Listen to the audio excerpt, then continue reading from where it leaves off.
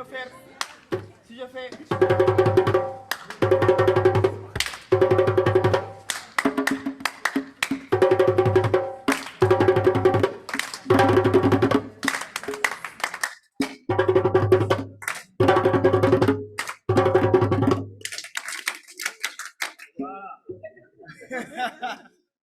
On y va? Le rythme est déjà là. 1, 2, 3.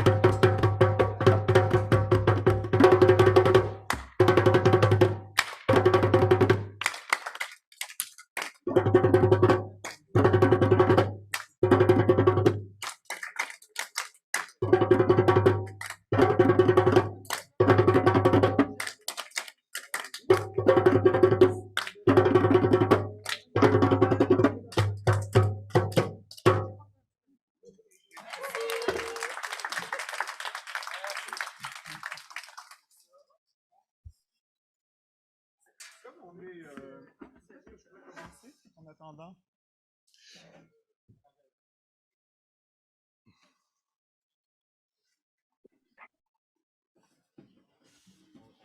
Oui, on peut commencer maintenant.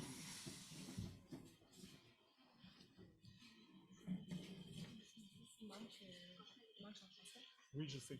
Mais je commençais à mettre les choses en place. On essaie de trouver un verre d'eau. Marie-Claude est là-dessus.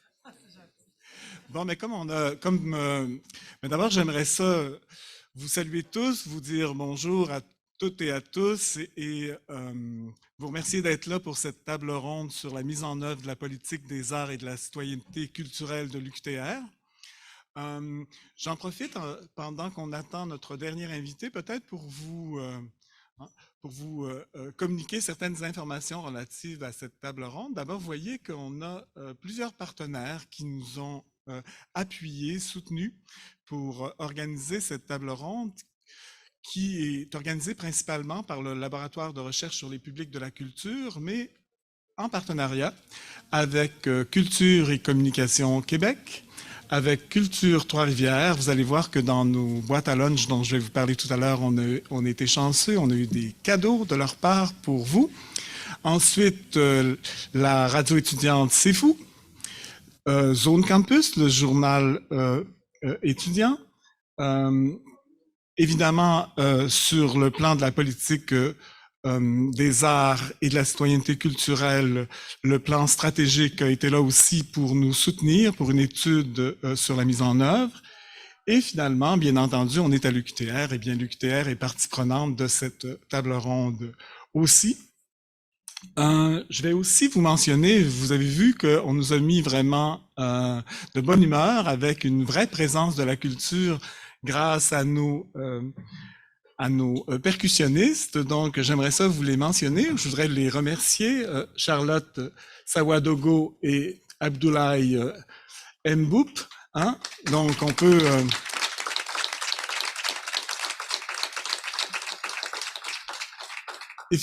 effectivement les applaudir. Et j'aimerais aussi remercier Marc-André Marion Flamand et Victor Pellerin, improvisateurs de la LUITR, pour l'opération de diffusion réalisée sur le campus dans la dernière heure, qui nous a permis justement de ramener plusieurs personnes ici. Je suis vraiment content de vous voir aussi nombreux pour assister à cette table ronde-là.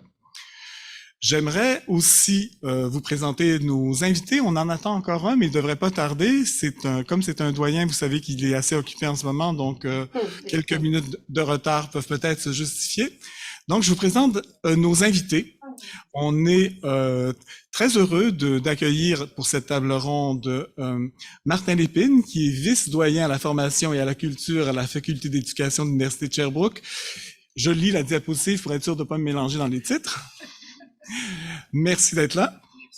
On accueille aussi Nancy Kukovica, qui est directrice générale de Culture Trois-Rivières. Merci, Nancy. On accueille Thibault Jousselin, qui est porte-parole de l'Association générale des étudiants de l'Université du Québec à Trois-Rivières. Merci Thibault. Et aussi Loïc Kévin-Ziemi, qui est président du Comité culturel pour la promotion de l'intégration et de la coopération entre étudiants, le Complice. Oui, merci d'être là. Et enfin, la dernière, mais non la moindre, selon l'expression consacrée, Marie-Claude Larouche, qui est professeure au département des sciences de l'éducation de l'UQTR et responsable avec moi-même de l'étude pour la mise en œuvre de la politique des arts et de la citoyenneté culturelle. Et arrivant avec un timing impeccable, notre doyen de la recherche et de la création de l'UQTR, Jean-François Miller. Merci d'être avec nous pour cette table ronde. J'aimerais maintenant prendre quelques secondes pour vous expliquer le déroulement de cette table ronde, dont le titre officiel, et vous avez pu en prendre connaissance, comment mettre en œuvre la nouvelle politique des arts et de la citoyenneté culturelle de l'UQTR. D'entrée de jeu, j'ai demandé à nos invités de faire une déclaration d'ouverture d'1 ou 2 minutes relativement à leur vision d'une politique des arts et de la citoyenneté culturelle, où je leur ai demandé aussi d'y aller d'une priorité pour la mise en œuvre de cette politique. Ces déclarations d'ouverture vont être suivies d'échanges libres entre les participants que j'alimenterai au besoin de questions. Et à la fin de la table ronde, le public pourra se joindre aux échanges par le biais d'observations ou encore de questions à nos invités. Et le tout devrait se terminer à 13h15. On va essayer de respecter les heures. Avant de céder la parole à nos invités, j'aimerais vous présenter quelques-uns des enjeux de la mise en œuvre de cette politique des arts et de la citoyenneté culturelle pour mettre la table justement au sujet dont nous allons discuter. Le premier enjeu me semble graviter autour des acteurs, des responsables de cette politique et du rôle de la communauté au sein de celle-ci, pour le dire très simplement, qui doit s'en occuper? Le deuxième enjeu tourne, selon moi, autour des moyens qui doivent être déployés, consentis pour sa mise en œuvre. Et là, on pourrait parler de ressources financières, de ressources humaines, d'infrastructures, etc. Le troisième enjeu concerne le genre d'art, de culture, de diversité qui devrait être privilégié au cours de la mise en œuvre de cette politique-là. C'est un sujet dont on pourrait parler ensemble. Et le quatrième enjeu me semble être de discuter des liens que l'université désire nouer grâce à cette politique des arts et de la citoyenneté culturelle avec le milieu qui l'entoure, qu'il s'agisse de la communauté universitaire, de la communauté culturelle, de la communauté régionale, nationale, voire même internationale. Après tout, on est dans une université.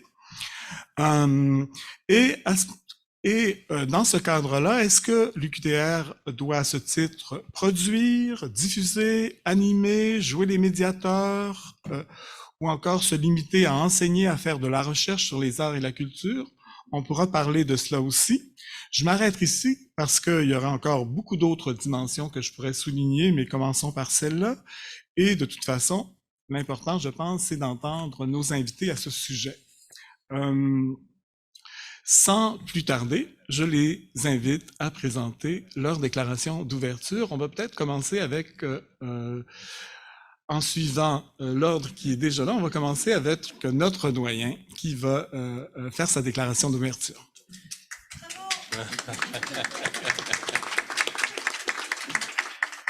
D'abord, merci beaucoup. Merci pour l'invitation. C'est vraiment gentil d'avoir pensé à nous. Merci d'être ici aujourd'hui. Je pense que c'est un événement à célébrer. Donc, il faut d'abord rappeler l'importance d'avoir adopté, l'importance d'avoir adopté une politique des arts et de la citoyenneté culturelle qui est centrée, comme vous le savez, sur 4 orientations qui ont été définies. Donc, la participation culturelle destinée à développer l'intérêt de la communauté universitaire pour les arts et la culture. La démocratie culturelle destinée à engager la communauté dans des processus de création et de diffusion, la diversité culturelle qui vise à développer des liens entre les savoirs et les cultures, le maillage culturel qui vise à favoriser les interactions entre les différents acteurs culturels. C'est donc important de mettre en œuvre la politique et ensemble de discuter des manières qu'on peut ou des moyens qu'on peut mettre en place pour y arriver. On y va de notre priorité, c'est bien ça? Ah, on peut y aller tout de suite, oui. Et je pense que pour moi, en tant que doyen de la recherche et de la création, il y a un constat que j'ai fait, c'est finalement, très souvent, on parle du décanat de la recherche. Mais c'est le décanat de la recherche et de la création. Et dans les dernières années, puis avec le concours des collègues, je vois Charlène, Martine au décanat, mais aussi des vice-doyens, entre autres Denis Boire du secteur des sciences naturelles et génie, on tente de changer les choses puis de vraiment s'engager dans un soutien qui est tout aussi important au niveau de la création. Et donc pour moi, je vois cette nouvelle tangence qu'on prend comme étant un moyen de mettre en œuvre cette politique. Ça pourrait prendre plusieurs formes. Je pense que au niveau des ressources humaines, par exemple, on embauche des conseillers en développement de la recherche qui sont surtout habiles, très habiles à permettre aux chercheurs d'aller obtenir des subventions de recherche, mais on n'a pas encore de conseillers en développement culturel, par exemple. On peut penser aussi à tout ce qui est soutien financier. On a un petit programme qui permet aux chercheurs de soutenir les publications, par exemple, ou la valorisation de leurs travaux de recherche dans des conférences. On pourrait penser, par exemple, à avoir un bonus culturel quand il se greffe à une activité de diffusion, un événement culturel quelconque. Je sais que Hervé et d'autres ont inclus des événements culturels à l'intérieur d'événements de diffusion de la recherche. On peut aussi penser à tout le soutien qui pourrait être offert à travers la mise à disposition d'espaces. J'écoutais le mot d'ouverture. Je pense qu'on a des espaces à l'UQTR à Trois-Rivières, mais aussi à Drummondville et ailleurs, qui devraient être beaucoup mieux valorisés puis utilisés. Je me souviens pendant la pandémie d'un couloir ici entre deux bâtiments où il y avait une exposition de peinture, je pense, affichée sur les murs des couloirs. Je me disais, pourquoi pas toujours avoir occupé ces espaces-là. Donc, je pense qu'en termes de soutien, nous, au décanat, c'est certain qu'on voudrait offrir un soutien qui est adapté et qui est innovant. Donc, en espérant qu'on puisse y arriver. Ouais, c'est une belle chose à mettre sur la table tout de suite que de soutenir la création. Puis c'est sûr que de mon côté, ça sonne un petit peu comme de la musique à mes oreilles. Je passerai maintenant la parole à Monsieur Lépine. Merci, merci. Je n'ai pas dit un mot qu'on m'applaudit. On est vraiment dans le domaine des arts et de la culture. Merci beaucoup d'accueillir un corps étranger de Sherbrooke aujourd'hui en vos murs. Merci Hervé pour l'invitation. Merci aussi pour la confiance, Marie-Claude, depuis des années dans les projets de passeurs culturels, notamment à Sherbrooke, mais aussi qui font des petits un peu partout, notamment à Trois-Rivières. Et en quelque sorte, si la question est de voir un peu quelle est une priorité ou quel est le défi peut-être principal en art et à la culture, en tout cas pour moi, c'est un peu toujours le même. Peu importe le milieu où on est, c'est d'agrandir, grosso modo, notre cercle d'initiés, de fidèles, d'additionner, de multiplier les ambassadeurs, les ambassadrices, les passeurs, les passeuses culturelles, les entremetteurs, entremetteuses, les allumeurs, allumeuses de feu, de passion. Et vous le voyez aujourd'hui, on peut se réjouir du nombre de personnes qui sont ici. Puis je vous encourage déjà à penser à 2, 3 de vos amis qui ne sont pas ici pour agrandir ce cercle-là. Donc, pour multiplier, faire d'une communauté universitaire, une collectivité aussi à Trois-Rivières, une communauté forte en art et en culture, il faut additionner. C'est pas nécessairement si simple, parce que souvent on se retrouve entre nous, puis agrandir ce cercle-là, c'est un défi. Mais je vous invite quand même déjà à y penser, notamment en termes de participation culturelle. Et donc, dans les priorités annoncées, vous l'évoquez, M. le doyen, d'abord et avant tout, je pense que la participation mène aussi au reste. C'est-à-dire, à partir du moment où on s'implique, on est présent, on participe, bien, on fait des rencontres interculturelles, comme on vient juste de faire avec les tambours, là, tantôt. On fait du maillage avec des organismes, on devient des partenaires. Bref, pour former des passeurs culturels, je dis souvent qu'il faut des passeurs culturels, c'est un peu les poupées gigognes ou les poupées russes. Donc, il faut réussir à multiplier. Donc, je vous encourage déjà à penser à de vos amis qui pourront écouter les rediffusions dimanche soir à Radio-Canada et à Télémétropole et à TVA. Et bon, je m'emporte un peu. Merci beaucoup pour l'accueil, puis j'aurai l'occasion de vous lancer d'autres défis ou idées dans les prochaines minutes. Merci beaucoup d'avoir déjà additionné à ce qui est possible de faire avec une politique des arts et de la citoyenneté culturelle. Maintenant, j'aimerais passer la parole à Nancy Kukovica. Ben, merci pour l'accueil. Moi aussi, je vais vous dire un grand merci. Ben, je vais aller un peu dans le même sens que mon collègue ici à côté. D'abord, vous dire que je trouve ça hyper intéressant et pertinent qu'une université se dote d'une politique comme celle-là, des arts et de la citoyenneté culturelle, parce que de ce fait-là, elle exprime clairement sa volonté aussi de promouvoir puis de contribuer au développement de la culture, autant dans sa communauté universitaire que j'ai bien saisi et avec grand plaisir, avec pas juste avec sa communauté donc universitaire, mais aussi avec le milieu dans lequel elle s'inscrit. Et que ce soit ici à Trois-Rivières comme campus principal, mais je comprends aussi que vous avez d'autres campus. Donc, ce principe-là est pour moi tout à fait transportable, peu importe où on se trouve. Ce qui est intéressant aussi, c'est de voir comment l'université compte, après ça, encourager, soutenir, on parlait de soutenir la culture, puis surtout comment elle va contribuer à son épanouissement.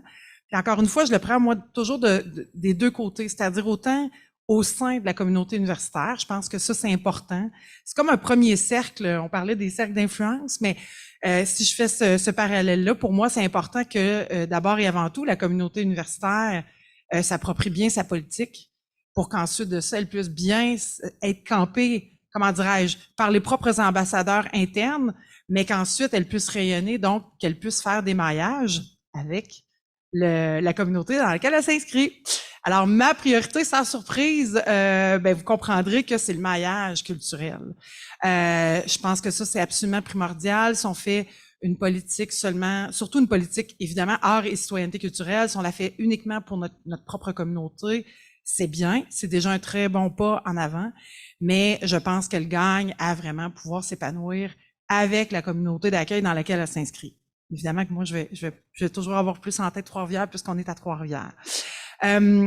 Dernière petite chose avant de passer la parole, ce que j'ai trouvé, je vous dirais, super intéressant, je vous disais d'entrée de jeu, je trouvais ça pertinent que l'université puisse se doter d'une politique art et citoyenneté culturelle, mais ce que j'ai trouvé quand même fascinant, je vous dirais, c'est que dans la politique culturelle de Trois-Rivières qui a été adoptée en 2021 et celle-ci qui vient d'être adoptée, je crois, en 2022, si je ne me trompe pas, 2021 aussi, on a participé aussi à cette démarche avec l'UQTR, mais force est d'admettre qu'on a vraiment des sources d'inspiration qui sont communes.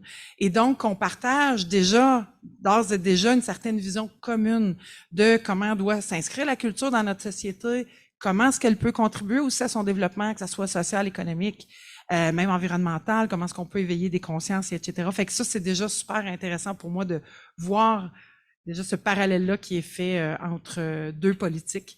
Et plus il y aura de politique culturelle, plus on aura des institutions qui, peu importe la nature de l'institution, mais qui se dotent d'outils comme ça. Pour moi, c'est toujours vraiment un outil, c'est un plus, un peu comme vous disiez tantôt avec les ambassadeurs, on contamine positivement, mais c'est la même chose. Des fois, on peut se demander pourquoi une politique, art et culture ou art et citoyenneté pour une université. Ben non, moi je vous dirais c'est tant mieux, parce que plus on va être d'institutions à avoir des politiques comme ça, plus on est en train de dire que c'est important et qu'on doit s'en préoccuper. Maintenant, la prochaine étape va être la plus importante. Une fois qu'on a une politique, c'est bien, mais qu'est-ce qu'on en fait? Je vais laisser la parole. Mais justement, on est là pour ça. Merci de me passer si bien le relais. Effectivement, qu'est-ce qu'on va faire de cette politique-là? C'est de ça qu'on veut discuter aujourd'hui. Et maintenant, la personne dont on peut entendre le point de vue, c'est Thibault Jousselin qui va nous communiquer son point de vue là-dessus. Alors bonjour. Alors personnellement, quand je pense à culture, je pense surtout à communauté. Je trouve que l'université, c'est une très grande communauté, une grande communauté étudiante, mais aussi avec les employés et toutes les personnes qui travaillent à l'université. Je pense que moi, quand j'ai lu la politique, ce que j'ai trouvé le plus important, c'est participation culturelle.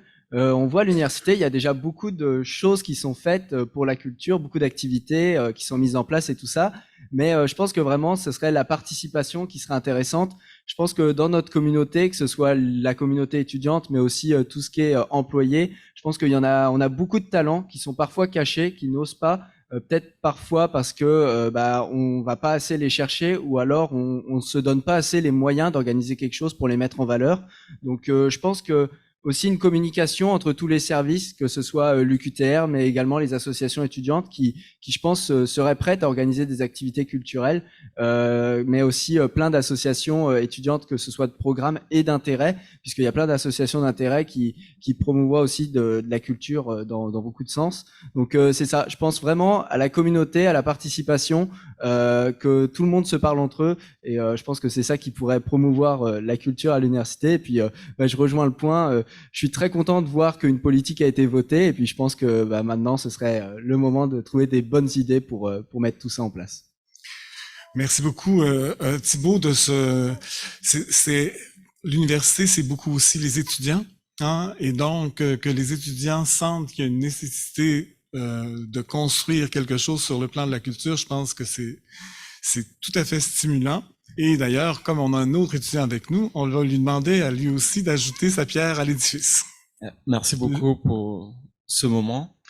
Moi, pour ce qui est de la priorité, moi, je suis Loïc Evanziemi, président du comité multiculturel pour l'intégration et la coopération entre étudiants.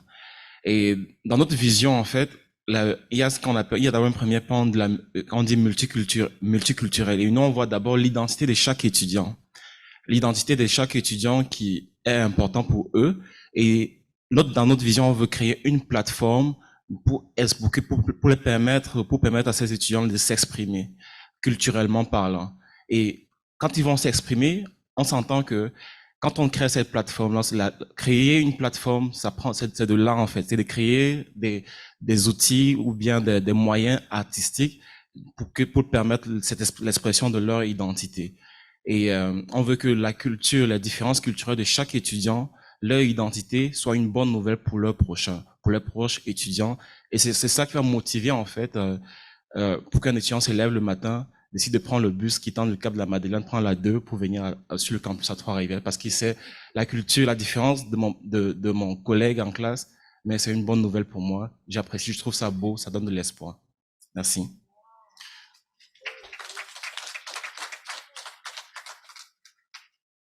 Oui, c'est déjà bien de mettre en place le fait que non seulement il y a communauté, mais que dans cette communauté, il y a des individus qui ont tous des choses à exprimer, et que ce soit par des plateformes ou tout simplement par des endroits où on peut se réunir, que cette chose-là puisse se mettre en place. Je pense qu'on est déjà en train de regarder ce que peut faire une politique culturelle. Maintenant, j'aimerais céder la parole à Marie-Claude Larouche, qui est, comme vous le savez, l'instigatrice de elle n'est pas faite ça toute seule, mais c'est quand même l'instigatrice de cette politique des arts et de la citoyenneté culturelle. Donc, Marie-Claude, ta déclaration d'ouverture. Alors, merci beaucoup. Bonjour à tous. Je suis très heureuse de vous voir ici. Merci d'avoir répondu positivement à l'invitation. Bonjour aux gens qui sont en ligne avec nous aussi. Je vais vous partager le point de vue donc d'une professeure en sciences d'éducation qui trouvait très important qui trouve toujours très important de mettre à profit les ressources culturelles de la société québécoise dans la formation des enseignants, puis dans d'autres secteurs de formation à l'université. Puis pour vous situer, moi, je suis arrivée ici en 2010, je connaissais pas Trois-Rivières, mais j'ai été ravie de voir, quand je suis arrivée à l'entrée, de voir ce slogan qui disait 375 ans d'histoire et de culture, donc c'est ça, Trois-Rivières. Puis au fil des ans, j'ai constaté la vitalité du milieu culturel à l'externe, puis à l'interne, j'ai pu voir différentes initiatives émanant des étudiants, de formateurs, de professionnels dans différents services ou d'autres membres de la communauté universitaire, mais le tout fonctionnant presque en vase clos. Et c'est ce qui, à la suite de ce que j'ai vu, ce que vous faisiez à l'Université de Sherbrooke, donc avec Martin Lépine, le projet médiateur culturel, je me suis dit, mon Dieu, il y a tellement de choses à développer ici parce que ces secrets bien gardés là, en l'absence de toute visibilité institutionnelle, avec peu de maillage perceptible, il y en a des maillages, mais peu avec le milieu culturel, ça risque de tomber dans l'oubli avec le va-et-vient des employés, le remplacement des gens ou des étudiants. Puis, si on voit que les sports sont très valorisés, évidemment, on le voit quand on arrive dans le campus de l'UQTR, le pavillon, ben même sur le site, c'est là, mais sur le site web, on n'a même pas d'entrée pour culture comme telle. Alors, c'est un peu pour reprendre l'expression qu'on se dit avec Marie-Claude Lapointe, avec qui on dirige toutes les deux le laboratoire de recherche sur les publics de la culture. C'est un peu le calendrier de l'Avent, là. Il y a des choses qui se font, mais il faut vraiment gratter pour le trouver. Mais dans le fond, moi, j'étais avec ma recommandation. Et là, c'est extraordinaire, cette recommandation-là. Hervé, tu me tends la perche. Si un cadre pouvait structurer, soutenir, développer, diffuser les initiatives existantes et le faire en synergie avec les milieux culturels régionaux dans nos différents campus, je pense que ce serait une formidable occasion, entre autres, de bonifier les apprentissages, d'enrichir la vie communautaire qui est là, mais qui se terre des fois un peu, puis d'affirmer la citoyenneté culturelle là, chez tous les membres de la communauté universitaire. Alors, vous le savez peut-être avec la politique culturelle du Québec, ça s'appelle Partout la culture. Ça vise notamment à amplifier les ressources, les liens entre la culture et l'éducation. Bien, comme vous savez, avec l'appui du plan stratégique de l'université et du ministère de la Culture et des Communications, on mène présentement cette étude avec Hervé à l'interne et à l'externe, visant à poser les jalons de la mise en œuvre de cette politique avec un paquet d'idées qui ont été formulées par nombreuses personnes qui sont ici présentes aujourd'hui, avec qui on a pu s'entretenir, et je vous regarde tout un chacun, et ça a été, on est en train de compiler tout ça actuellement, et avec l'aide de la firme Artefact Urbain qui est là ici aussi. Alors voilà, je m'arrête ici parce que je crois que j'ai fait mon temps. Merci beaucoup. Tout à fait. J'ai pas été un très grand gardien du temps. De toute façon, je pense que l'important ici, c'est qu'on puisse avoir un peu de temps pour échanger. Peut-être pour lancer la discussion, pour qu'on se mette à échanger entre nous. J'aimerais peut-être demander à Martin Lépine, qu'est-ce qui a été crucial dans la mise en œuvre de la politique culturelle de l'Université de Sherbrooke? Parce que, vous savez, la source d'inspiration de cette politique-là, ça vient beaucoup de chez vous. Alors, j'aurais aimé ça, savoir de votre côté, qu'est-ce qui a été vraiment essentiel là-dedans? Puis aussi, peut-être d'une manière vraiment, peut-être un peu plus anecdotique, mais qu'est-ce qui a été le plus facile et qu'est-ce qui a été le plus difficile quand est venu le temps de mettre en œuvre cette politique-là? Merci Hervé. On commence par des questions très simples. Toujours. La politique des arts de la culture à l'Université de Sherbrooke existe depuis 2014. Il y a eu une première mouture en 2014, ensuite une révision en 2020, et en 2023 a découlé de ça une stratégie art et culture. Donc, oui, il y a un plan stratégique, oui, il y a une politique des arts de la culture, puis oui, il y a une stratégie. En tout cas, vous voyez différents niveaux institutionnels d'intervention. Puis à chaque fois qu'il y a un nouveau document un peu de type politique, mais en général, il y a de l'argent qui vient aussi un peu avec ça, des ressources humaines, financières. Donc, c'est vraiment une bonne nouvelle d'avoir une politique des arts de la culture, puis ça oblige un peu tout le monde à y penser. Marie-Claude, tu l'évoquais, tu sais, souvent la culture, c'est comme un peu partout et nulle part à la fois. Tu sais, nulle part sur les sites web, par exemple. Et donc, autour de 2012, c'était Mario Trépanier qui était directeur général du Centre culturel à l'époque, qui se sentait un peu seul là, dans son équipe. Quand je vous disais tantôt d'agrandir le cercle d'initiés. Puis Mario, donc, a convaincu la direction de l'université d'embarquer dans quelque chose qui serait systémique, une politique des arts et de la culture qui était embryonnaire à l'époque, qui était portée beaucoup par Mario. Mais ultimement, cette politique-là a agrandi un peu le cercle, justement, de fidèles, d'ambassadeurs, d'entremetteurs aussi. Bon, donc le défi, c'est il faut quelques passionnés, mais quelques passionnés risquent de s'épuiser aussi ou se brûler.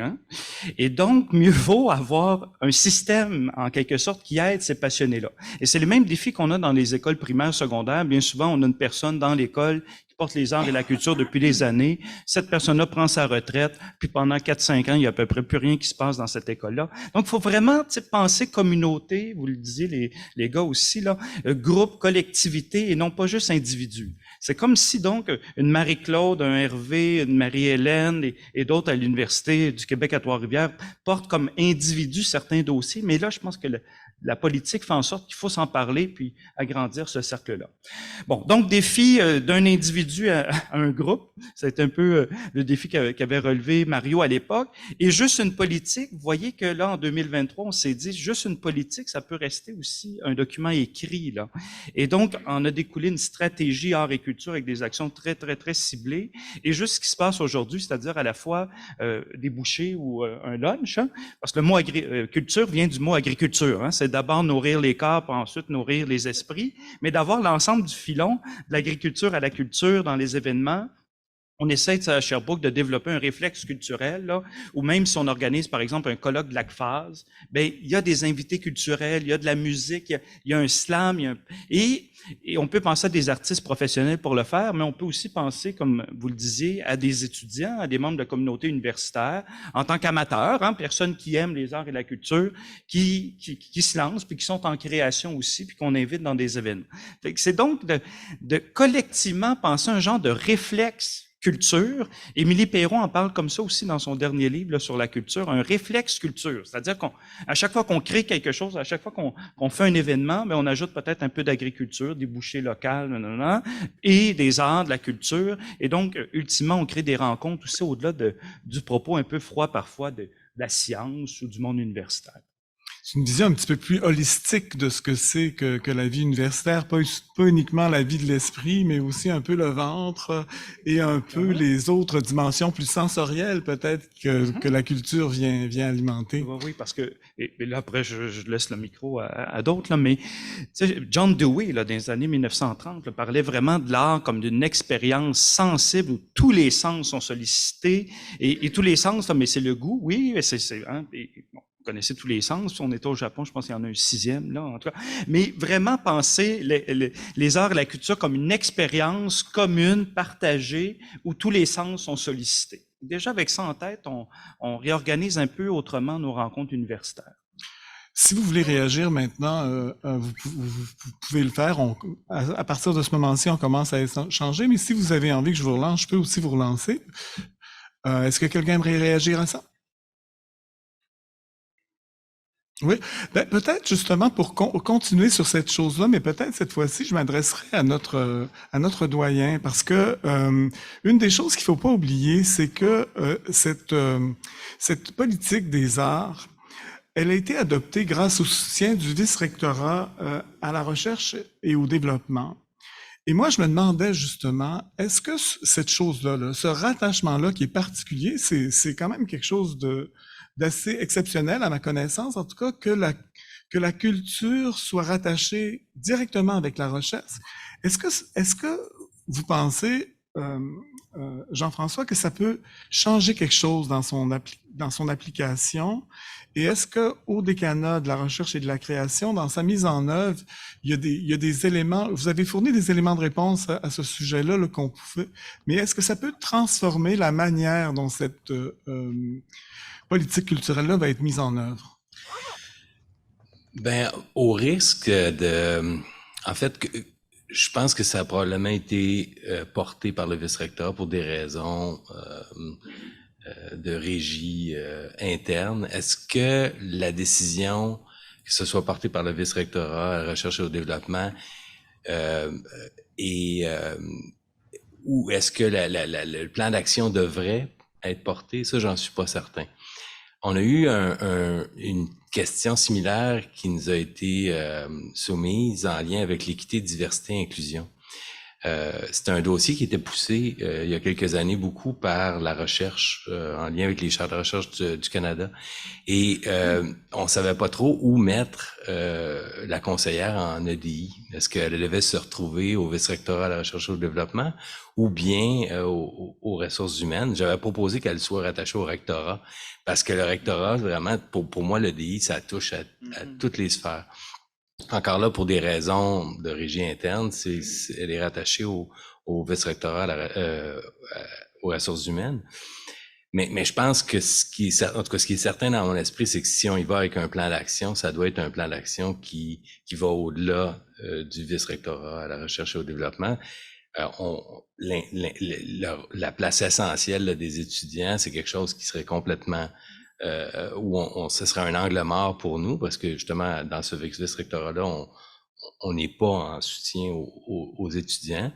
Même chose pour les employés. Je trouve que si on a une politique comme celle-là, c'est pour l'ensemble de la communauté et des communautés qui nous entourent. Donc, je pense que si j'avais une suggestion à faire, c'est que ce plan d'action-là soit vraiment institutionnel et qui tienne en compte aussi les réalités de nos gens qui travaillent puis qui étudient dans d'autres campus, parce que puis on a des opportunités là d'aller faire du maillage avec des réseaux culturels vraiment différents au centre du Québec, à Québec, ou ici en Mauricie ou à Lanaudière aussi. Donc, je sais pas si j'ai répondu à la question. Je pense que en fait, j'irais vers un plan d'action vraiment institutionnel. Ce serait pour essayer de toucher l'ensemble des personnes qui devront être touchées par cette politique.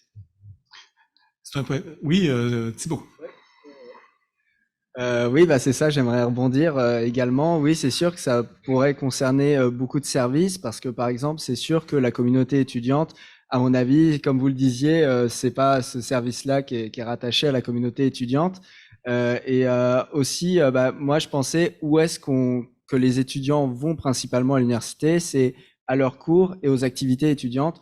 Donc, c'est sûr que je pense que c'est là-bas qu'il faudrait miser en premier. Ensuite, pourquoi pas organiser des activités à côté. Mais c'est sûr que je pense que tout ce qui est service aux étudiants, associations étudiantes pourrait avoir un rôle dans le cadre de cette politique, puisque c'est ces organismes-là, les associations étudiantes, mais également le service aux étudiants qui sont au plus près des étudiants.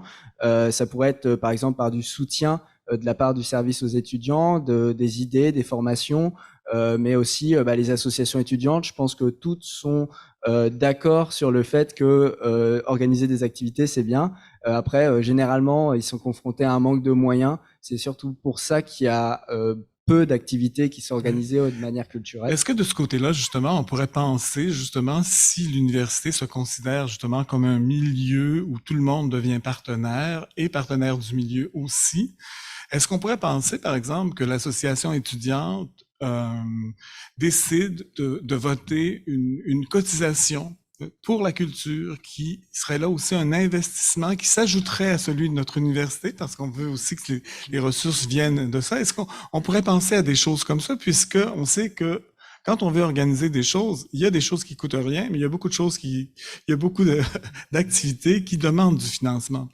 Oui, alors c'est sûr que ça serait à voir avec nos membres, évidemment.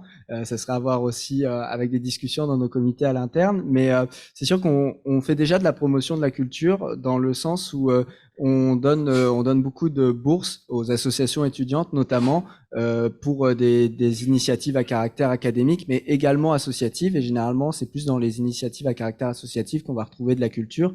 Donc, c'est sûr qu'on donne déjà des moyens. Après, une cotisation de plus, ce serait à voir, puisque les étudiants, on le sait, en ce moment, sont confrontés à beaucoup de problèmes financiers.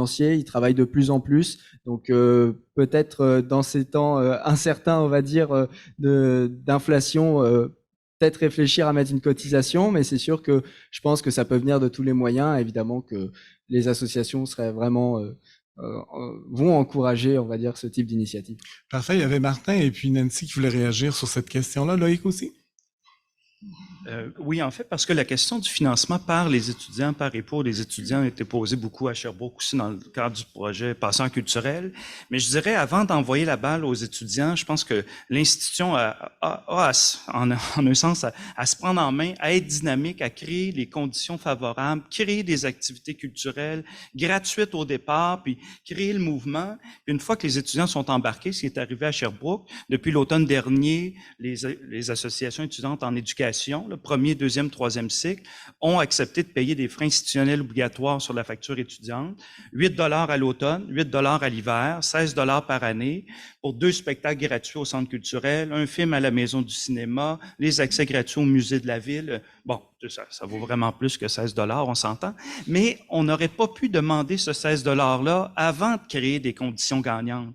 Vous voyez, c'est comme si il faut investir un peu pour ensuite récolter, puis de lancer juste la balle aux étudiants en disant, mettez de l'argent dans le pot, puis après ça, il se passera quelque chose.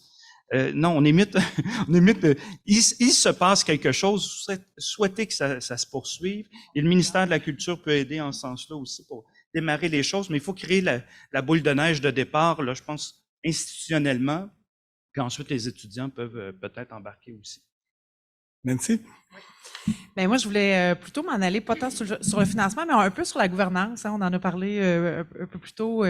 Vous disiez à qui ça revient, la responsabilité de la politique des arts et de la citoyenneté culturelle à l'UQTR. C'est une très bonne question. Ce que j'entends de la part des étudiants aussi, c'est toutes les parties prenantes.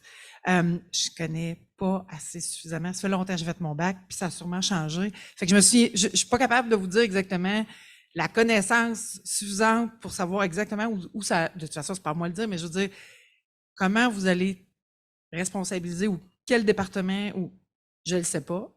Ce que j'entends de votre part, c'est que c'est quelque chose qui doit être transversal, donc qui doit, c'est ce que j'entendais de votre part, il faut que ça soit institutionnel. Donc, je sais pas c'est quoi l'instance qui s'occupe des dossiers qui sont plus institutionnels, mais manifestement que ça m'apparaît une bonne idée.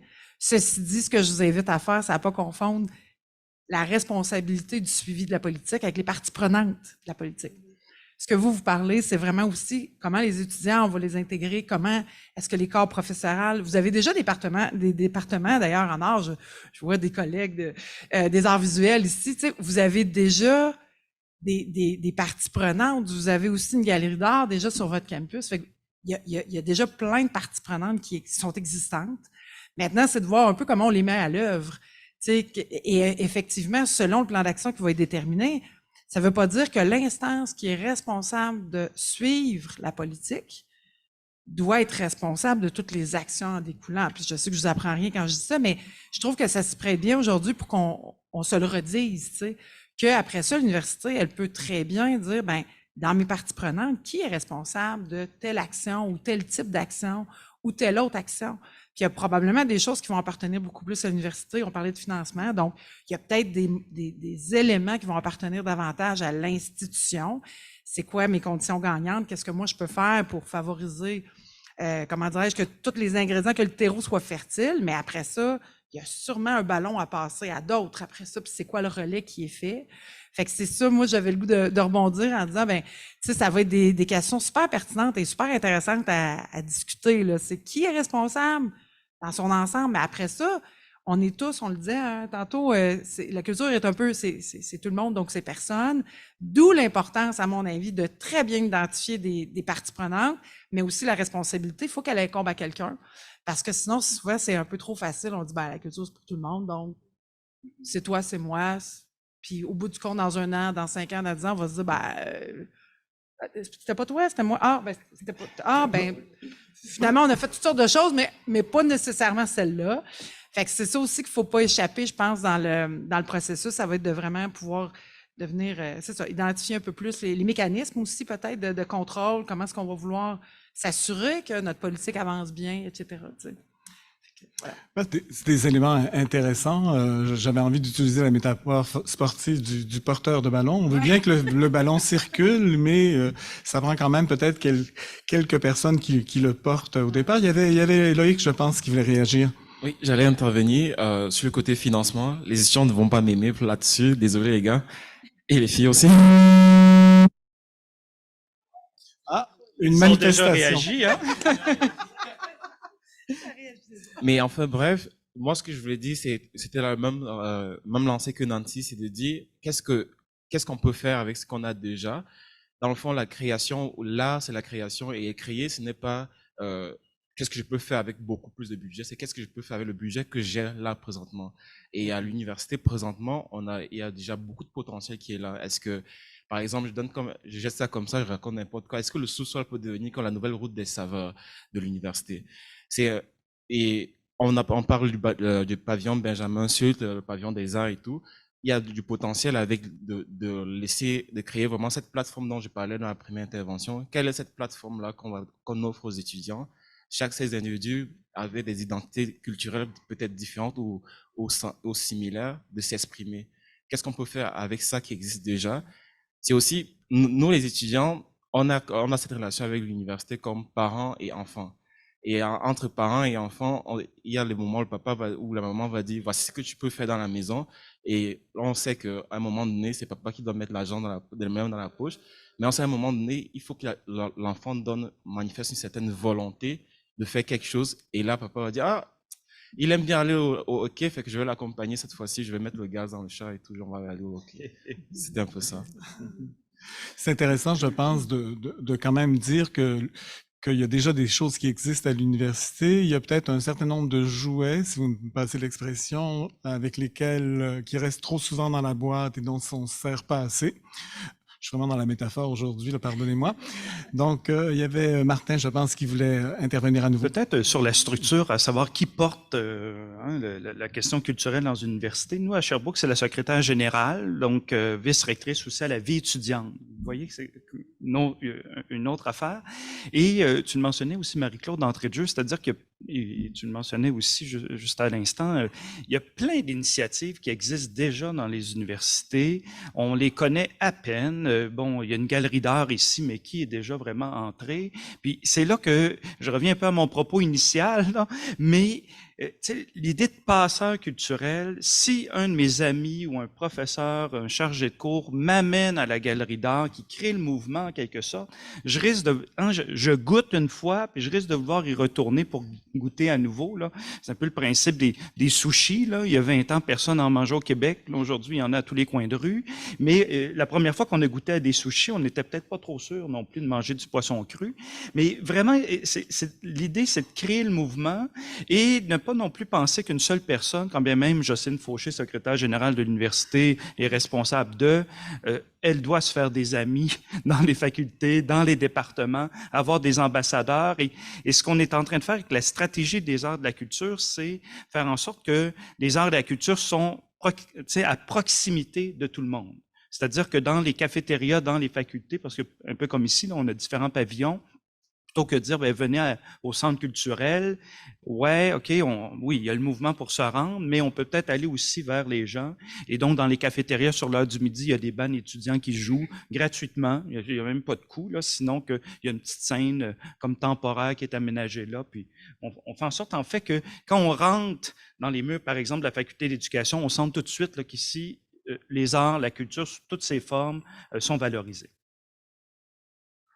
Excellent. J'en profiterai justement, comme on a parlé d'élargir le cercle. Je vous avais dit qu'à la fin de la table ronde, on voulait quand même ouvrir sur le public. Il y aurait peut-être des observations, des commentaires, des questions qui nous permettraient aussi de continuer nos échanges. Donc, je vous invite à vous mêler, vous aussi, de culture et de vous mêler aussi de la discussion. Oui, alors, on va vous passer le micro pour que ça puisse être enregistré. Donc, Martine Tremblay. Merci beaucoup, c'est très intéressant. Depuis le début, moi, je m'interroge sur citoyenneté culturelle. J'aimerais ça en entendre un peu comment vous voyez ça, pourquoi ça s'appelle politique des arts et de la citoyenneté culturelle. Merci de la question. Martine, est-ce que Marie-Claude t'aimerait intervenir sur cette question-là? Oui, merci beaucoup de poser la question. Ce sont des concepts qui ont été discutés au Québec depuis les années 2010, je dirais, à l'initiative des conseils régionaux de la culture, notamment du côté du centre du Québec, dans d'autres régions aussi du côté de Montréal. Et les travaux de Christian Poirier à l'INRS ont vraiment donné de l'ampleur, je dirais, à cette préoccupation-là. On va prendre une métaphore très simple. Si on parle démocratisation culturelle, c'est d'amener un public vers des œuvres existantes. Si on parle de démocratie culturelle, c'est voir qu'est-ce que lui, le public, a à préparer et comment il peut s'engager lui-même dans des processus de création, de diffusion, qui sont donc une façon qu'on pourrait le voir, démocratisation, on va dire du bas vers le haut, mais j'aime pas la métaphore, mais démocratie du haut vers le bas, l'inverse, démocratisation, mais démocratie du bas vers le haut. C'est-à-dire sentir que les arts et la culture, bien qu'on le dit dans la politique, ça se rapporte à une douzaine de champs dans le domaine culturel, que ce soit patrimoine, architecture, littérature, cinéma, etc., art visuel, art médiatique et toute autre nouvelle forme d'art. c'est l'idée de centrer l'attention aussi sur, on va dire, dans notre contexte à nous, le membre de la communauté universitaire, quel qu'il soit, qui a probablement des talents exprimés, qui pourrait trouver ici un forum pour développer ses capacités, ses habiletés expressives. On pourrait y voir des liens avec la politique, le plan d'action sur la santé mentale. On sait l'art fait du bien, l'art-thérapie, ce sont des choses qui existent depuis longtemps, qui sont établies. Alors, de dire que d'encourager chez tout un chacun dans la communauté universitaire, à lui procurer des occasions qu'il s'exprime, qu'il développe ses habiletés. On voit par exemple le département philo et art a des ateliers d'art proposés par le biais notamment de l'Université du troisième âge, qui finalement accueille tout le public, peu importe son âge, à venir s'inscrire à des activités de développement, par exemple, habileté en estampe, où mes collègues ici du département des arts peuvent en parler mieux que moi. Mais il y a toutes sortes de façons de, quand on commence à s'intéresser au concept de démocratie culturelle, il y a toutes sortes de façons qui nous permettraient de valoriser ce que tout un chacun peut apporter à la scène artistique et culturelle à l'intérieur même de l'université. Puis, il y a tous nos chercheurs créateurs, nos chargés de cours créateurs, il y a nos étudiants créateurs. On a ici plusieurs personnes, je pense à King Maliba qui est avec nous, qui est étudiant au doctorat en gestion, qui par ailleurs est un chanteur, rappeur, vous pouvez trouver ses clips sur YouTube. Moi, j'étais enchantée de faire sa connaissance, c'est un écrivain. Quelle façon ici on a de valoriser le parcours des gens comme ça qui, des fois, peuvent être, bon, on va dire c'est exceptionnel, King Maliba, ce que vous faites, mais il y a plein de gens qui ont plein de choses à partager, peu importe leur fonction dans la communauté universitaire. Donc, c'est d'encourager, c'est dans le fond, on va dire démocratisation culturelle, ça pourrait être le voir ou le assister, et démocratie culturelle, ce serait le faire. Dans ce sens-là. Oui, peut-être. Oui. Nancy aimerait ajouter peut-être un élément de réponse aussi. Merci. Merci. Je rajouterais un élément qui va en complémentarité, puis je rajouterais l'élément aussi des initiatives citoyennes. C'est-à-dire que, parce qu'on a aussi intégré dans la politique culturelle de la ville de Trois-Rivières la notion de citoyenneté culturelle, qui fait pas mal référence à ce que Marc-Claude, tu viens de dénoncer, c'est-à-dire que oui, on peut être spectateur, on peut assister, on peut aller voir une pièce de théâtre, on peut aller voir une exposition, on peut lire un livre, mais de plus en plus, le citoyen a envie aussi de jouer différents rôles. Le citoyen peut être ici remplacé par étudiant, par professeur, peu importe qui est dans la communauté universitaire ou la communauté civile, mais c'est le même principe, c'est-à-dire qu'il y a des gens qui ont envie, oui, de tester par un atelier, je veux essayer de développer certaines aptitudes, mais aussi j'ai des idées, aussi j'ai des projets. C'est peut-être pas moi qui va le réaliser, mais j'ai des idées, je les mets où, je fais quoi? Ce qu'on voit dans les municipalités, puis peut-être qu'on peut les transposer à la vie universitaire, mais je pense que c'est les mêmes types de principes. J'ai une ruelle verte, mais que j'aimerais ça avoir aussi une murale artistique. Puis by the way, mon deuxième voisin, il est artiste. Puis mon quatrième voisin, il chantonne un peu, puis on aimerait peut-être ça l'été, s'organiser aussi, peut-être un petit quelque chose. Et on voit de plus en plus ces initiatives-là où le citoyen n'est pas du tout un artiste, mais qui s'intéresse beaucoup à l'aspect culturel, puis qui se dit comment est-ce que, mettons, mes idées peuvent trouver écho? Tu sais, comment est-ce qu'on peut les réaliser? Puis que là, on se positionne plus à se dire, effectivement, comment est-ce que nos milieux de vie peuvent accueillir ces initiatives-là? Fait que la citoyenneté culturelle, pour moi, elle fait aussi référence à ce volet-là de un peu plus participation, ou en tout cas, être plus actif dans sa communauté que la personne, l'individu, et non pas... Autrement dit, ce n'est pas uniquement réservé à l'artiste ou à l'organisation culturelle qui, de par sa nature, c'est ça qui fait dans la vie. Mais c'est une belle chose, ça, de voir de plus en plus les gens, peu importe, comme je dis, d'où ils proviennent, comme Marc-Claude le disait, peu importe c'est quoi ta contribution à l'université, mais tu as peut-être des idées, tu as peut-être envie de les voir émaner. Donc, voilà. Peut-être je passe la parole à Martin et par la suite, on a des gens qui veulent intervenir, qui sont en ligne avec nous. Tu évoques, Nancy, le mouvement un peu de participation là, qui, dans les années 70, nous encourageait à avoir de saines habitudes de vie. Mais je pense que c'est un peu le même réflexe qu'on doit développer en matière de culture, comme citoyen culturel, c'est de faire de notre quotidien aussi dans ce quotidien-là une place aux arts et à la culture, et s'en rendre compte. À Sherbrooke, on travaille aussi à l'université en collaboration avec le Centre de services scolaires de la région de Sherbrooke, qui travaille là, pour le préscolaire, primaire, secondaire en particulier. Et dans leur politique, eux, souhaitent former des citoyens culturels. Et c'est quoi un citoyen culturel? Mais en gros, là, c'est quelqu'un qui a une posture d'ouverture, de questionnement, de curiosité, qui aussi essaie de... Parce que pour moi, la culture, là, ça nous aide à nous situer dans l'espace-temps. Et apprécier, quand on est ici aujourd'hui, je parle dans un micro sans fil, j'essaie en même temps de voir d'où ça vient cette histoire-là de micro sans fil. C'est comme une forme de reconnaissance des êtres humains qui nous ont précédés, qui font en sorte qu'aujourd'hui, on peut parler dans un micro sans fil. Et donc, la culture, entre autres pour les étudiants aussi, et peu importe le domaine de formation, c'est ce qui donne du sens un peu à tout le reste, ce qui peut donner une troisième dimension, des fois, des apprentissages qu'on fait dans les livres en 2 dimensions, là, sur papier, mais ça donne vie à ce qu'on apprend. Donc là, j'invite aussi les formateurs à penser de façon créative, si on forme des étudiants en didactique, des mathématiques ou en sciences, technologies, à penser aussi art et culture. Et dans les arts, tu l'évoquais, Marie-Claude, on ne pense pas nécessairement au théâtre, là, on peut embrasser très large aussi dans le domaine des arts et de la culture.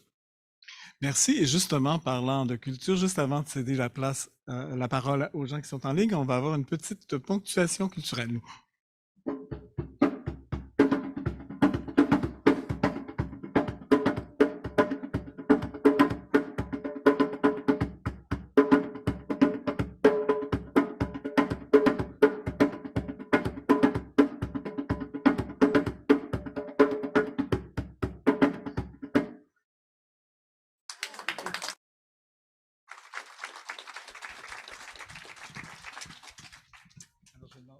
Je vais demander à Camille de nous donner le commentaire. Merci beaucoup. De notre côté, j'inviterai notre collègue Aude Porceda à ouvrir son micro et à prendre la parole. Donc, Aude, la parole est à toi. Ok, bonjour, merci encore pour tout le travail réalisé à Hervé et puis à Marie-Claude et toute leur équipe et puis à la rencontre. J'ai 2 questions, elles sont dirigées plus vers Nancy que Vika, mais c'est parce que je me demandais, elle a toute l'expérience de la mise en œuvre de politique avec les villes, etc. Donc, je me demandais justement comment toute cette expertise et cette expérience, même à la fois de gouvernance, de financement, d'action, pouvait être transposable à l'université. Puis la deuxième question, il y a les ententes culturelles qui permettent de financer la culture. Je sais que c'est pas le but de parler d'argent, mais plutôt de projet. Et justement, est-ce que l'entente culturelle peut accueillir des accords ou des ententes avec l'université ou pas? Bonjour Aude, ça me fait plaisir de répondre à tes questions. Ben, écoutez, déjà à la base, à la première question, comment est-ce qu'on peut travailler ensemble? Ben, c'est déjà enclenché, c'est-à-dire, comme je vous disais, d'une part, on a participé au processus de l'élaboration de la politique et on a déjà commencé à des rencontres de travail parce que justement, Marie-Claude et Hervé nous disaient que la prochaine étape, c'est donc le plan d'action. Donc, on a commencé déjà des rencontres, des discussions. C'est super pertinent, là. Puis on partage justement autant nos bons coups, nous aussi, que si on avait recommencé, qu'est-ce qu'on referait pas de la même façon, etc. Donc, on s'aide dans nos expertises mutuelles. Puisqu'évidemment, le point de vue n'est pas tout à fait le même parce que mon point de vue à moi, c'est de travailler davantage avec les citoyens de Trois-Rivières et les organisations culturelles sur le territoire. Mais il y a énormément de parallèles qui peuvent être faits. Et c'est ce qu'on est déjà en train de faire. Donc cet échange-là d'expertise entre l'université et la ville de Trois-Rivières. Fait que ça, d'une part, c'est déjà fait, c'est enclenché, c'est la bonne nouvelle. Et l'autre bonne nouvelle, Aude, c'est que, peut-être que vous le savez pas, mais l'UQTR a déjà été partenaire financier de l'entente de développement culturel de la ville de Trois-Rivières. Elle l'a été pendant de nombreuses années. Alors, est-ce que c'est possible? La réponse est oui, tout à fait. Et c'est déjà des pistes qu'on a commencé à mettre sur papier avec les rencontres qu'on a eues de travail avec Hervé, Marc-Claude et leurs équipes pour voir est-ce que éventuellement on va être bientôt en renouvellement du côté de la ville de Trois-Rivières.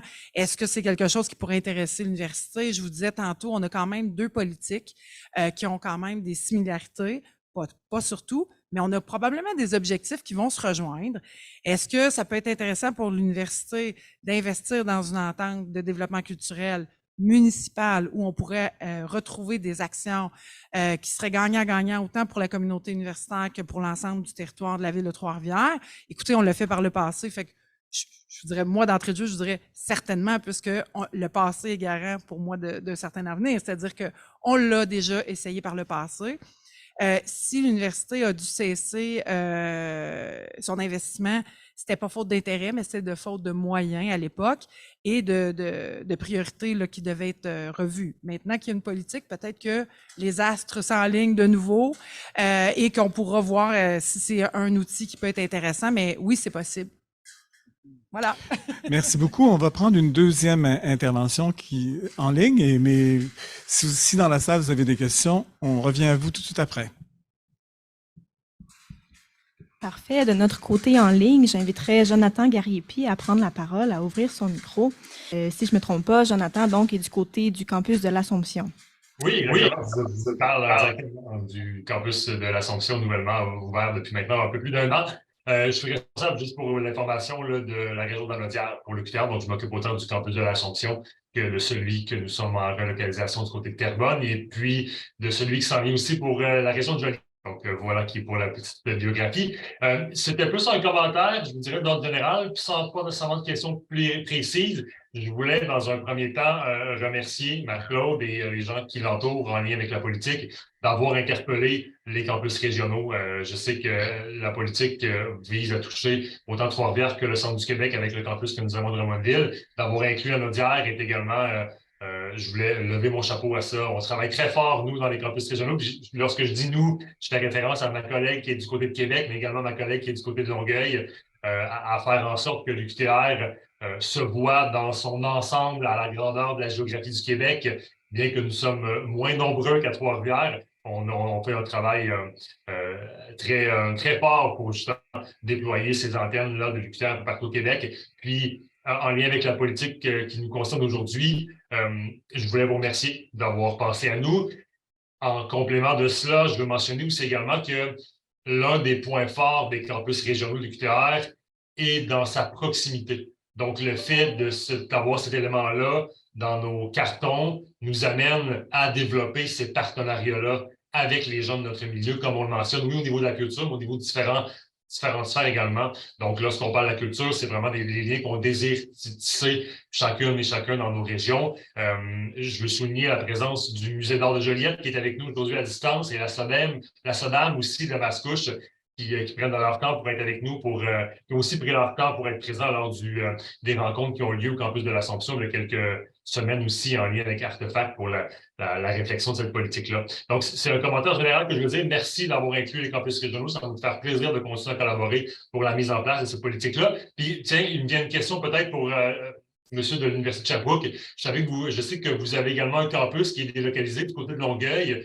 Lors de la mise en place de votre politique là, dans les dernières années, vous avez mentionné qu'il y a eu une révision aussi dernièrement. Est-ce que, par défaut, le campus de Longueuil a été inclus dans cette politique-là? Et si oui, est-ce que ce fut pas les mêmes initiatives parce qu'il faut qu'elles soient personnalisées à la région, mais de quelle façon que le campus délocalisé a pu s'adjoindre à la politique, à la maison mère, je dirais, à Sherbrooke? Excellente question. À Longueuil aussi, les arts, la culture, à la limite, même le réflexe culturel, je le trouve peut-être encore plus fort à Longueuil, étonnamment qu'à Sherbrooke, là.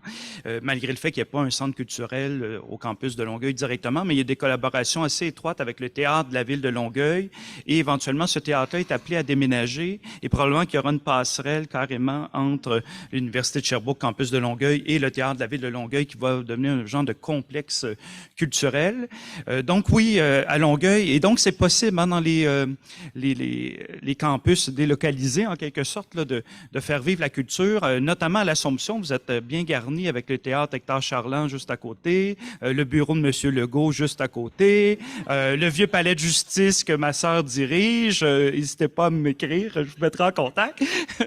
Mais donc, oui, c'est possible de faire vivre aussi la culture ailleurs que dans les grands centres, en quelque sorte. Puis, je dirais peut-être quelque chose, Nancy, tu évoquais, il y a peut-être eu des coupures financières il y a quelques années, la culture a pris un peu le bord à l'UQTR, c'est la même chose à Sherbrooke aussi. Et la force d'une politique, là, ça peut avoir une force, là, en quelque sorte, c'est que la culture ne soit plus considérée comme un luxe, mais que ça soit vraiment incarné, intégré, et quand vient le temps de faire des coupures, c'est pas la première chose qu'on coupe, c'est la dernière, c'est le fondement de tout le reste, ça donne sens aux apprentissages, mais vous voyez quand même que bien souvent, quand arrivent des coupures budgétaires, première chose qui saute, on dirait que c'est les arts de la culture comme si c'était un luxe, mais en fait, c'est ce qui fait du beau aussi dans notre quotidien. On sait toutes les enquêtes sur la détresse psychologique du personnel et des étudiants. Bien, en mettant un peu plus de beau dans notre environnement, je pense qu'on va tous être gagnants. Je passerai maintenant la parole. Merci de ces bonnes paroles parce que j'y adhère totalement, Marie-Claude. Et puis, par la suite, notre doyen. Oui, je vais être très brève. Je vais vous dire comment on mène l'enquête dans les milieux culturels à l'extérieur, donc des campus.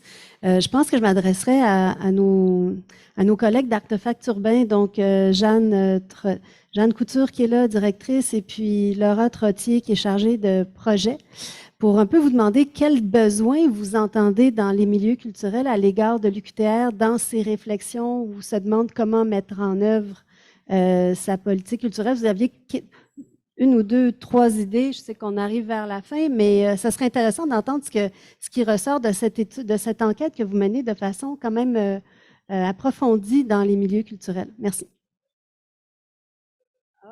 Est-ce que vous m'entendez bien? Oui, parfait. Vous pouvez vous avancer à l'avant pour qu'on vous voit un peu plus dans l'Assemblée ici. Oui. Bien, merci Marc-Claude pour passer la parole.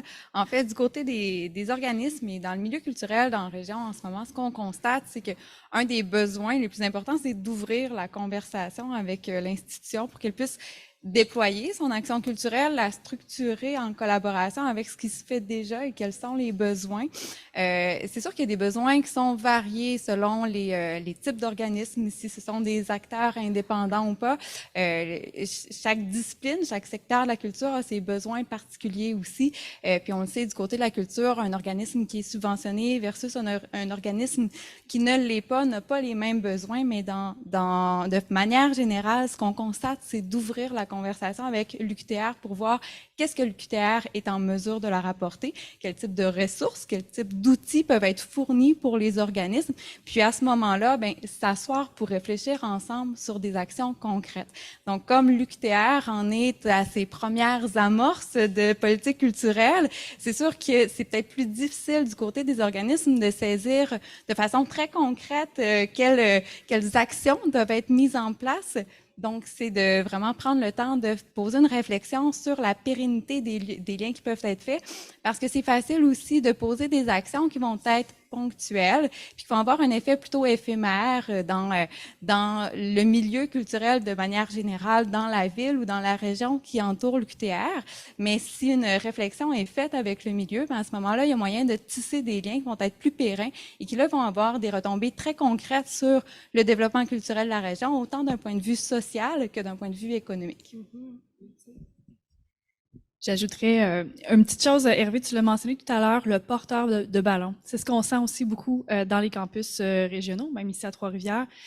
Qui va s'en occuper après? Nous, on rencontre les organismes culturels, les artistes, les directions, Jonathan, Sonia qui est ici aujourd'hui de Drummondville, les directions des campus régionaux, et il y a un réel intérêt, tant de la part de l'UQTR que de la part du milieu, et on a fait des rencontres de groupe où on avait envie de poursuivre la discussion, et après, à qui on s'adresse? On veut tout de suite organiser quelque chose, on sent un réel engouement. Donc, des deux côtés, en fait, donc qui va s'en occuper, c'est ce qu'on espère pouvoir répondre avec ce plan d'action aussi. Voilà. Ça tombe bien, on va passer la parole à notre doyen. Disons que c'était pas nécessairement là-dessus, puis mais j'ai deux commentaires. Le premier, c'est en lien avec la dernière intervention là, de la personne de l'Assomption. Parlait de l'intérêt là, ou l'importance des campus régionaux, la proximité. Puis je pense que c'est un bon moment pour rappeler qu'on est en pleine... on s'apprête à débuter la construction d'un nouveau un nouveau pavillon au centre-ville de Trois-Rivières, qui va être à 2 pas de la salle Thompson. J.A. Thompson. Et donc, je pense que dès le départ, je le dis, quand on a débuté les travaux sur ce pavillon-là, on a pensé au maillage avec les communautés qui sont au centre-ville, mais aussi les organismes culturels. On avait l'idée d'éventuellement créer un parcours muséal à l'intérieur du pavillon et de nous assurer que le pavillon soit un lieu là, où qui pourra accueillir des événements culturels divers. Donc, il y a l'ouvrage qui se construit à côté. Donc, on a plein de projets de ce côté-là. Je pense qu'à venir, mais vous allez voir que ça... Je pense qu'on va créer là un hub culturel assez intéressant. Un autre commentaire, c'est pour revenir sur ce que Loïc disait plus tôt. Je sais pas s'il a utilisé le terme terrain de jeu ou en tout cas la maison où on peut. Moi, j'utiliserais le terrain de jeu. Je pense que tous nos campus, tous nos pavillons, c'est des terrains de jeu. Et puis la question, c'est qu'est-ce qu'on en fait? Et comment on utilise ces terrains de jeu justement pour mettre au jeu là, la culture de toutes ses formes. Puis je pense à certaines initiatives, que ce soit au niveau de l'enseignement dans nos cours, l'intégration de la culture dans nos cours, de toutes sortes de formes, que ce soit l'art en santé ou dans d'autres discipline, mais même en recherche, on a un navire de recherche, pour ceux qui ne le savent pas, le Lampsilis, qui navigue sur le Saint-Laurent. On a eu une belle collaboration avec des artistes peintres, aussi acrobates, je pense, en lien avec le navire. Donc, et je pense que toutes ça devient, en fait, tous ces lieux deviennent comme ça des terrains de jeu. Je pense que ça va être à nous d'imaginer toutes les formes que ces jeux vont pouvoir prendre. Oui, il y a une question dans la salle. Oui, bonjour, Elisabeth Mathieu, directrice artistique et générale de la Biennale internationale d'estampes contemporaines de Trois-Rivières. Nous, on a une entente de partenariat avec l'université depuis 2012-2013. On est très contents parce que ça permet de mettre sur papier tout ce qu'on fait depuis des années avec la section des arts du département de philosophie et arts. On a une complicité, en fait, c'est de développer des complicités avec le milieu, avec les institutions, les organismes qui existent déjà. C'est vraiment de poursuivre cette relation biunivoque en donnant. Nous, on ramène le côté professionnel aux étudiants et l'université nous soutient dans nos démarches. On a une collaboration extraordinaire. On a organisé aussi 2 colloques en 2013 et 2015, Imaginarium et Mélancolia, dont Mélancolia a reçu le prix Initiative Éducation des Grands Prix culturels de la ville de Trois-Rivières. Alors, on est très fiers. Il y a des représentants ici. Ces succès-là, en fait, auprès de la communauté, ça se fait avec l'implication, l'investissement personnel aussi, pas juste professionnel, de personnes qui croient aussi à cette relation-là, et puis de toujours garder cette ouverture, cette écoute par rapport aux besoins du milieu communautaire artistique de la ville aussi.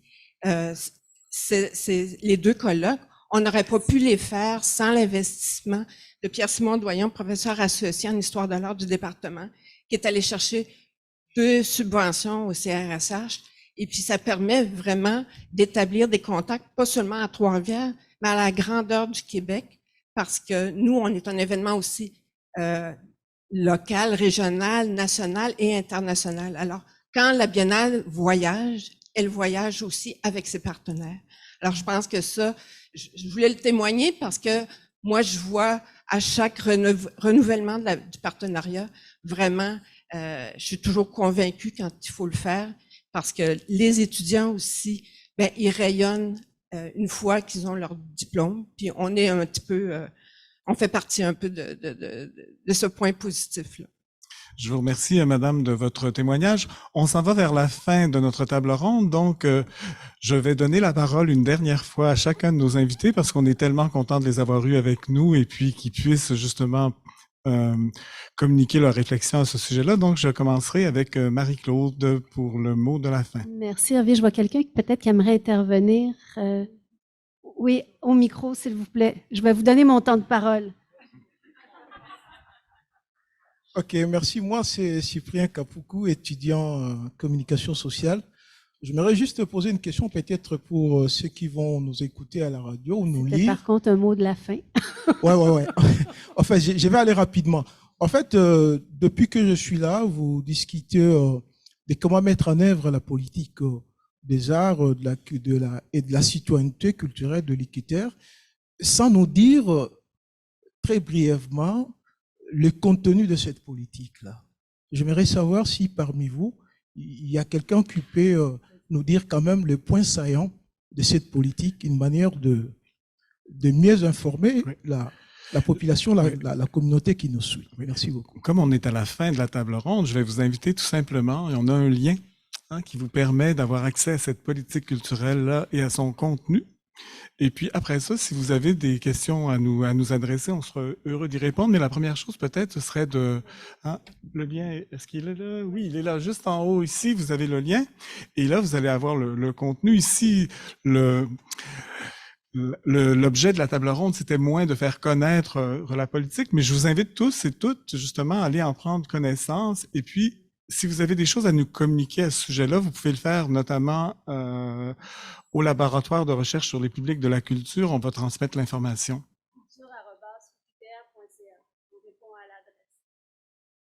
C'est bon? Et donc, culture@uqtr.ca. Ouais. Merci beaucoup, Marie-Claude. Un petit mot pour la fin, juste quelques secondes. Un grand merci. C'était un immense plaisir de pouvoir discuter avec vous tous et toutes et puis de vous avoir ici. Ça va être très, très précieux pour compléter cette étude qu'on mène présentement. Merci beaucoup pour votre appui, par votre présence.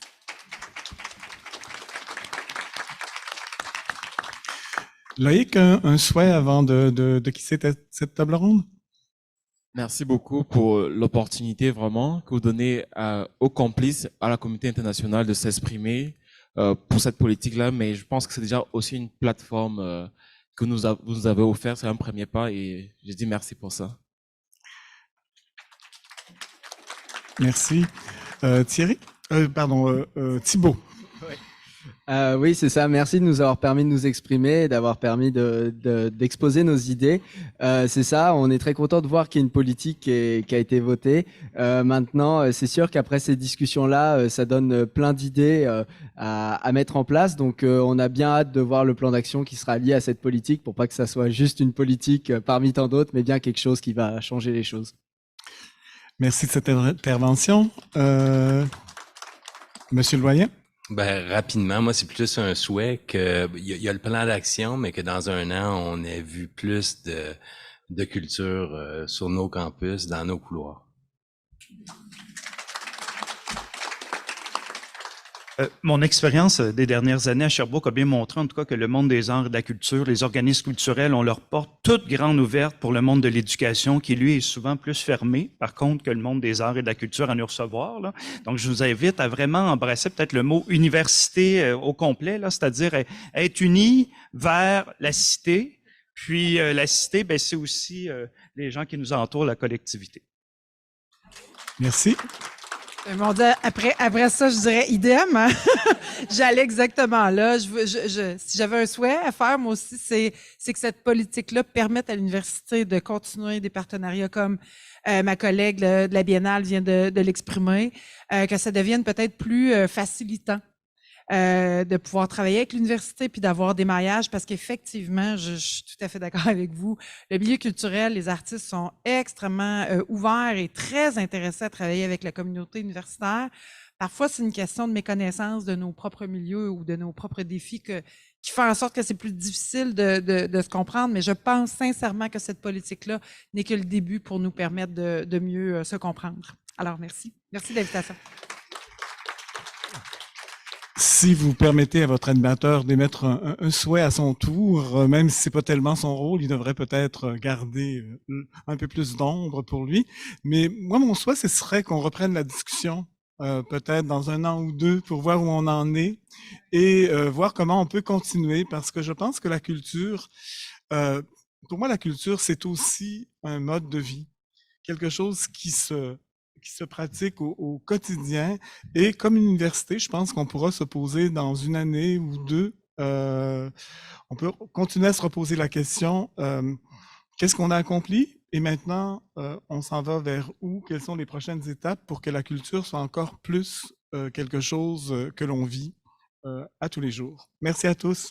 Merci à notre public aussi d'avoir été là avec nous. Il y aura une rediffusion grâce à notre collaboration avec C'est Fou, la radio C'est Fou du campus, donc mercredi le 29 mars. Si vous avez manqué l'événement, mais je pense pas, c'est de 10h à 11h sur les ondes de C'est Fou 89,1. On remercie Zone Campus. On remercie nos percussionnistes, donc Abdoulaye Nboup et Charlotte Sawadogo pour notre finale, ainsi que tous nos généreux donateurs pour cet événement. Merci beaucoup.